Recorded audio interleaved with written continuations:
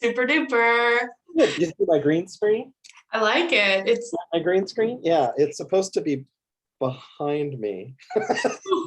That's, that's as far as it's gotten, is sitting over there. I heard it's like an Olympic event to try to get it back in its case. Oh my gosh, I tried it again. I can't get it back in its case. I have no idea. I think as your public, we would like to see the video of that. We need to do that, yes, because it's not easy. I mean, when the woman who was doing it, it looked very easy. So easy. Pop out and then just bring it right Why back. is it so easy to put this little thing back into its tiny little case? Yes, well, someday we're gonna have, it's gonna be really professional looking. Yes, Mhm. one day in the Like- future. Like you know. But I need a green screen too, so my arm doesn't. I've got go one for you. Yeah. Yes, we'll figure it out.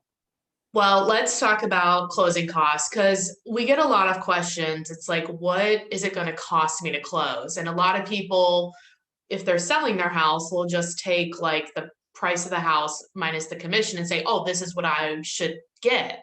But that's not the case. So let's start briefly and talk about like the sellers, like what other costs besides, and a lot of people don't realize until they go to sell or buy a house that actually the sellers pay both agents. They pay the buyer agent and the selling agent. Which is their major expense. That's their, the biggest. the fees that they charge.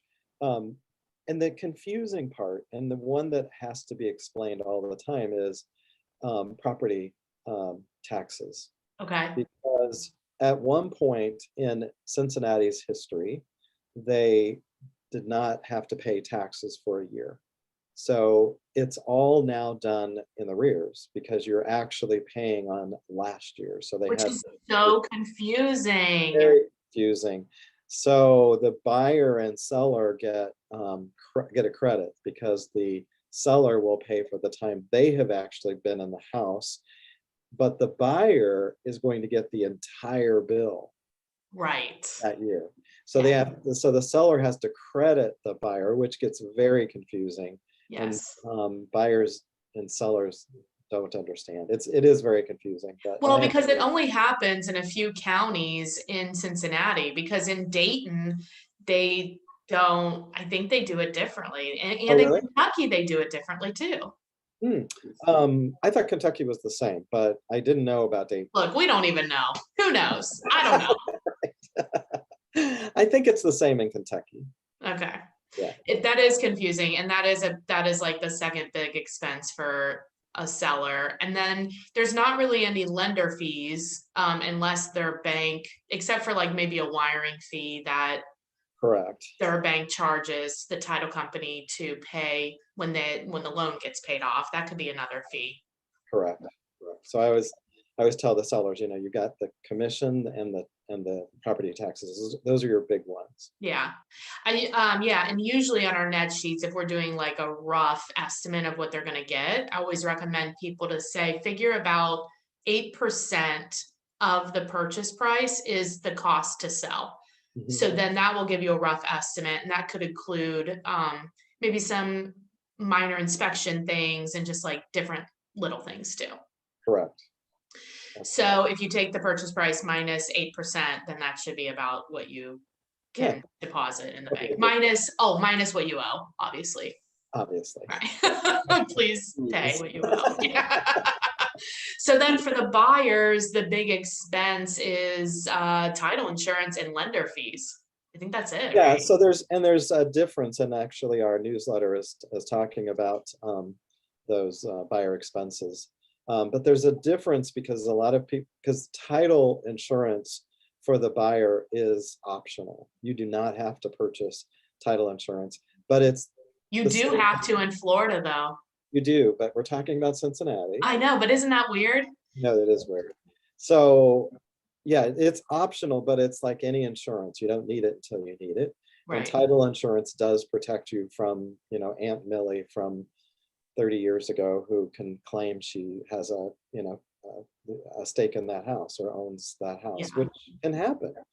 So it does. And does happen. That's why it's required in some states. Exactly, but there is that lender title insurance that is required and does automatically go on those that list of expenses that the buyer has to pay. That is not optional.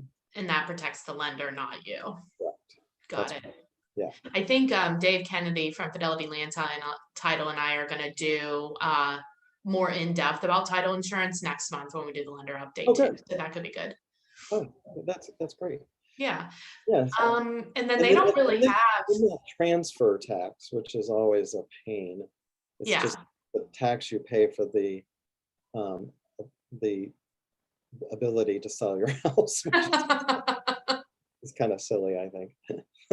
Do you remember what it is? Oh, I can't It's by remember. county. It is by county, I think, and I can't remember the exact. I think it's like a couple of bucks per 1,000 Yeah, I think you're right. based on the first parcel. If there's another parcel, then it's different. Yeah, I think so too. So maybe some of our Facebook friends will help us enlighten us. Exactly. I don't keep that stuff in my mind. I have to go look it up. I know. Well, and who knows if it changes, because I know, yeah, I mean, anything can change, you know? Yes, exactly. Are there any other big fees for the buyer or the seller that we didn't cover? I'm trying to think.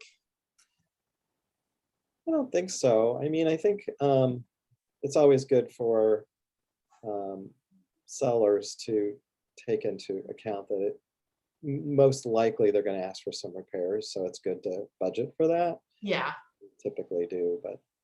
Well, and that's a good thing. I want to talk about that real briefly too, like budget for it as you're negotiating.